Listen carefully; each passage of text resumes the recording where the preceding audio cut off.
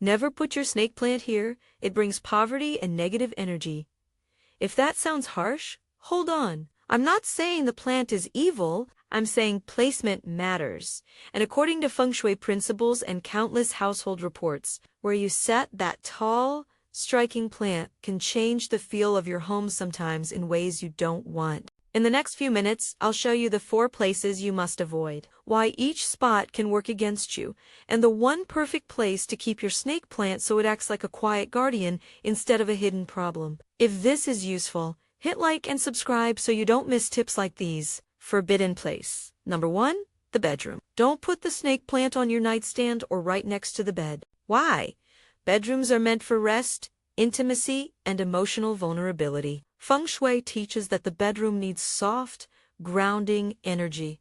It's a yin space. The snake plant carries a sharp, vertical, yang presence, strong lines, rigid leaves, a bit like a silent sentry. In a place where you need softness and open connection, that verticality can create subtle tension. People describe it as a feeling of being watched, of a barrier between them and the restful state they need. What can happen?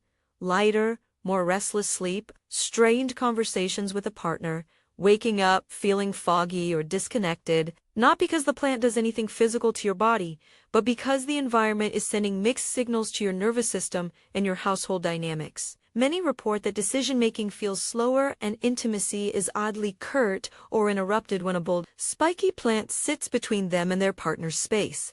Anecdote, take Maya, for example. She kept a large snake plant on her nightstand because it matched her modern bedroom aesthetic. Over months, she started waking up tense, snapping at her partner over small things, and blaming work stress. After relocating the plant to the living room, she told me she slept deeper.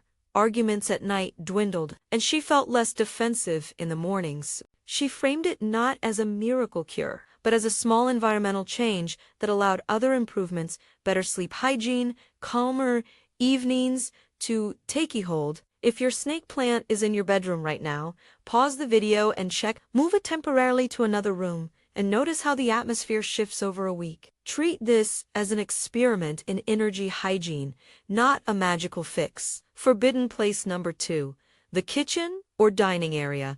Don't place the snake plant so it faces your stove, sits next to the dinner table, or lives on the counter by the sink. Why? In feng shui, the kitchen represents nourishment, abundance, and the household's financial life. It's associated with fire, energy, activity, and transformation. The snake plant's upright, with earth-like presence, can clash with that fiery abundance if it's positioned in a way that disrupts the natural flow of food, warmth, and connection. Imagine a plant acting like a silent partition between family members at dinner, or standing guard over the stove in a way that makes the kitchen feel closed off instead of inviting. What can happen? Bouts of unnecessary food waste, tense mealtimes, more arguments over money, in a sense that small bills and repairs keep popping up. Again, this is about patterns and symbolism. The kitchen's mood can ripple into household habits. When mealtimes are odd and the kitchen feels congested, families may eat separately more often, order out more, or make rushed decisions that lead to needless expenses. Anecdote: I talked with a couple who had a large snake plant on the corner of their dining table for months. Dishes sat unfinished, conversations were short, and they noticed money slipping out in small, avoidable ways. After they moved the plant across the room to the entryway, their dinners started to stretch into longer, warmer conversations. They didn't become millionaires overnight. What changed was the temperature of their home life, less friction, fewer impulse orders, and a clearer sense of abundance rather than scarcity. If your plant is crowding the kitchen, give the space a week after you move it and watch for small shifts in how meals and bills play out. Forbidden place number 3, dark corners and closets. Don't tuck your snake plant into a cupboard, a dim hall corner, or a closet where it rarely sees light. Why?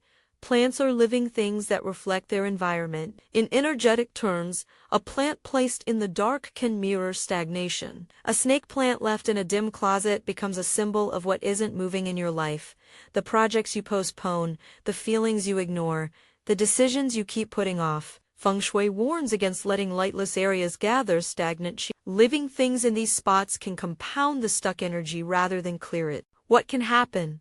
A persistent heaviness in the home, a sense of indecision that colors everyday choices, and small things accumulating until they feel like a weight. People describe it as a low-grade sadness or lethargy that doesn't respond to a weekend off. The plant itself may suffer there, too: limp leaves, dust-coated foliage, and overall decline, which becomes yet another visual cue of neglect. Anecdote: Jordan found a snake plant shoved in a coat closet behind a pile of boxers. It was barely breathing under the dust. He'd been feeling off for months, lethargic, stuck at work, and avoiding friends. After cleaning the plant up and moving it into a bright hallway, he said something shifted internally, not because the plant waved a magic wand, but because the act of reclaiming light and order nudged him into other changes: more daytime walks, fewer canceled plans, and a gradually lighter mood. The plant recovered, and so did his routine. If you have a plant hiding in a dark corner, think of moving it as a small energy reset. Give it light or place it where its presence signals movement and care. Forbidden place number 4. Grouped with other plants or in shared pots. Don't crowd your snake plant into a tight cluster with many other houseplants or force it into a shared planter where it competes for root space. Why? The snake plant is a bold personality. It grows upward and stakes its claim. In an energetic reading, that vertical dominance can overwhelm Sophra Bouchier plants. Feng Shui and experienced plant keepers often suggest giving strong plants their own space, so their energy doesn't override the ecosystem of the room. When plants physically compete, it can be a metaphor for competition in your life: stalled projects, crowded priorities, and muddled focus. What can happen? Other plants in the group might decline. Opportunities and initiatives in your life may feel stalled. Clarity gets muddied. People report a growing sense of confusion about priorities, multiple projects starting and stalling, and a general slowdown in momentum when a dominant plant hogs the space. Anecdote: Lena loved a jungle look and crammed half a dozen plants into one southwest-facing corner. The snake plant towered over the rest, and within months the smaller plants were wilted. Lena started feeling equally crowded in her work life, multiple half-finished projects, and a constant low-level anxiety. She separated the snake plant into its own pot and rediscovered space in both her corner and her schedule. The smaller plants perked up, and she found the mental clarity to finish one task at a time. Practical note: give your snake plant room to breathe. If you love grouped greenery, create tiers or separate pots so each plant has its signature place. Symbolically, that helps clear the message your home is sending about priorities and abundance. Transition to the solution. Now that you know the 4 places to avoid: bedroom, kitchen, dining, dark corners, closets, and crowded plant clusters, here's the reveal. The single best location for your snake plant is near the main entrance or foyer of your home. Why the entrance works? The front door is where energy comes in. In many energetic traditions, including Feng Shui, the entry is the mouth of qi, the primary channel for incoming opportunities, guests, and the household's first impression. Placing a snake plant near the entrance positions it as a guardian, a filter that greets what arrives and helps neutralize or reframe negative vibes before they move deeper into the home. How it helps practically: from the foyer, the plant is visible enough to signal life and care without crowding intimate spaces. It can anchor the entryway, making the home feel intentional and welcoming. People report that a thoughtfully placed plant by the door helps them pause more deliberately when they walk in, to drop keys, to breathe, to set an intention for the evening. That small pause can reduce impulse reactions, slow, hurried decisions, and invite a sense of openness that supports abundance rather than rush. Anecdote: consider Marcus, who'd been having a streak of small misfortunes, a run of car repairs, missed calls, and awkward interviews. He moved his snake plant from the living room corner to a spot just left of his front door, moderately away from direct sunlight and not blocking foot traffic. Over the next few months, he didn't expect miracles, but he did notice a gradual difference.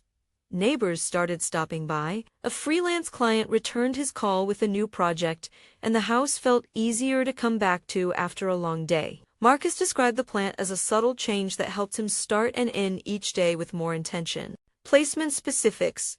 Put the plant where it's seen as you enter on a console table, beside the footwear area, or on a dedicated stand, but make sure it doesn't physically block movement. The idea is that the plant is an ambassador, not a barrier. Keep it upright and healthy looking. It should say welcome and boundaries at the same time. How the entrance placement differs from simply putting plants in public rooms. It's strategic. The foyer is the threshold. Keeping a plant there is about managing what comes in and what spreads through the rest of the house. It's not superstition. It's symbolic housekeeping. When you treat the entry as a place for intention, small practical things follow. You may become more mindful about what you bring into the home emotionally and materially. Practical care tips to make the snake plant energize rather than drain. Light. Snake plants prefer bright, indirect light but tolerate low light. For a foyer, choose a spot with filtered daylight or a nearby lamp. Avoid constant darkness. That's the main risk in an entry that's a dark hallway. Watering. Water sparingly. These plants store water in thick leaves.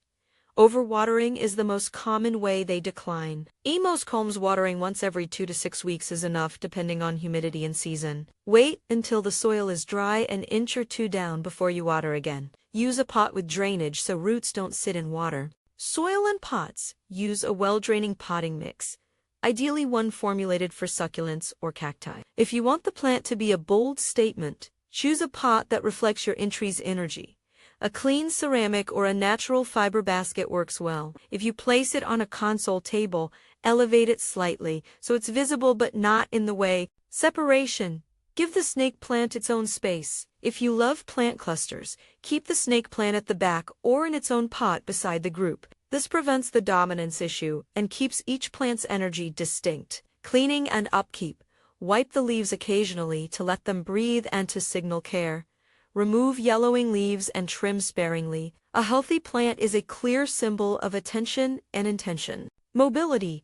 Don't anchor the plant permanently in a forbidden spot. If seasons or renovations require moving it, treat that as an opportunity to reassess energy flow. Move it temporarily if you're hosting or during particularly sensitive family times. Ethics and care.